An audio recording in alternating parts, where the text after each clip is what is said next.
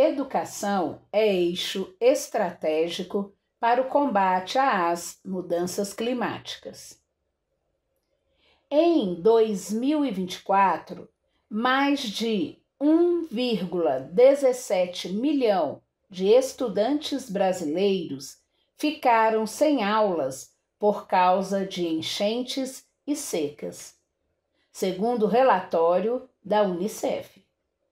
Se a crise climática ameaça o direito à educação, a própria educação pode ser uma das chaves para reverter esse cenário. Foi o que apontou o debate COP30 e Educação, realizado pelo Simpro na terça-feira, 28 de outubro. O encontro aconteceu em um momento em que líderes mundiais, cientistas, organizações não governamentais e representantes da sociedade civil se prepararam para a 30ª Conferência das Nações Unidas sobre Mudança do Clima em Belém. Para as lideranças que contribuíram para o debate, mudanças estruturais relacionadas ao tema passam necessariamente pela sala de aula. Além de formar cidadãos com senso crítico, a educação constitui gerações capazes de compreender, agir e propor soluções sustentáveis. Segundo Igor Gonçalves, membro do movimento Vida e Água para as ARIs, a educação se apresenta também como pilar estratégico para combater o negacionismo climático e democratizar a discussão sobre o tema. Ele lembrou que a Universidade de Brasília incluiu nos editais do vestibular e do programa de avaliação seriada conteúdos relacionados ao efeito estufa, o que estimulou as escolas a discutirem o assunto com mais ênfase. A partir do momento em que a sociedade consegue interpretar o que é o fenômeno físico, a gente pode começar a entender o problema, problematizar o problema e buscar soluções para ele. Então, a educação é estratégica para enfrentarmos esse desafio, que talvez seja o maior desafio da humanidade do século XXI. Já o diretor do Simpro, Fernando Augusto, trouxe como exemplo a China, que integra a educação climática desde os anos iniciais, com políticas que articulam escola, comunidade e governo na formação ambiental das crianças. Uma educação para a preservação, para conscientização sobre o meio ambiente, sobre a transição justa, vai fazer com que as próximas gerações cresçam nativas dentro desse conceito. Se toda a sociedade tiver essa consciência, pautas ambientais poderão avançar em projetos políticos e mobilizar a participação coletiva na luta por justiça climática, disse o dirigente sindical. Ensino em risco. O secretário de Meio Ambiente da Central Única dos Trabalhadores do Distrito Federal e ex-diretor do Simpro, Henrique Torres, apresentou dados que evidenciam os impactos da crise climática para estudantes, educadores, educadoras e demais pessoas que vivenciam as escolas todos os dias.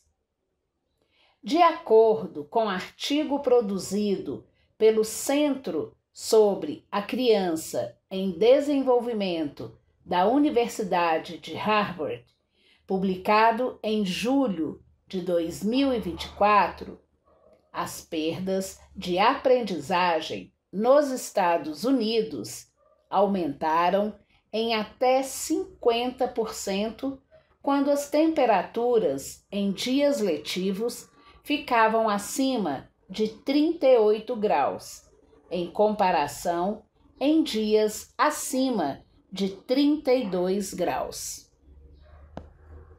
No Distrito Federal, apesar de não haver dados concretos sobre os efeitos das mudanças climáticas, estudantes, professores, professoras, orientadores e orientadoras educacionais têm sentido na rotina escolar os impactos da seca, do calor extremo e das chuvas intensas. Em 2024, por exemplo, as aulas de educação física foram suspensas nas escolas públicas devido à seca. O problema se agrava ao ter como cenário o problema de infraestrutura das unidades escolares que, sem investimento, são marcadas por salas de aula sem climatização ou mesmo ventilação adequada.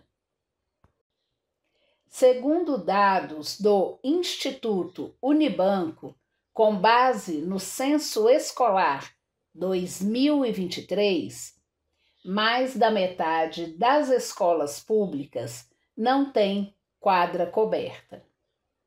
No Distrito Federal, um estudo identificou que 23% das escolas de ensino fundamental ainda não contam com quadra poliesportiva, o que indica que muitas unidades podem estar sem cobertura ou com quadra descoberta.